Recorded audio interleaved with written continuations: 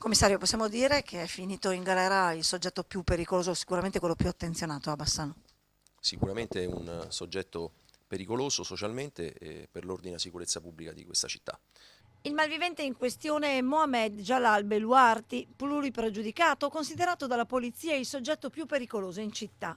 2 anni, 3 mesi e 4 giorni di reclusione, la pena residua da scontare in carcere per un numero incredibile di reati.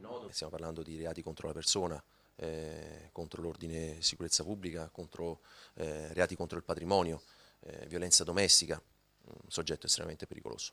Nei suoi confronti la polizia bassanese, che sta indagando sul suo possibile coinvolgimento in altri gravi reati, ha avanzato al questore una possibile richiesta di espulsione dal territorio italiano, sulla quale però pesa ora il suo matrimonio con una cittadina italiana, una 26enne bassanese pluripregiudicata, finita anch'essa nei guai.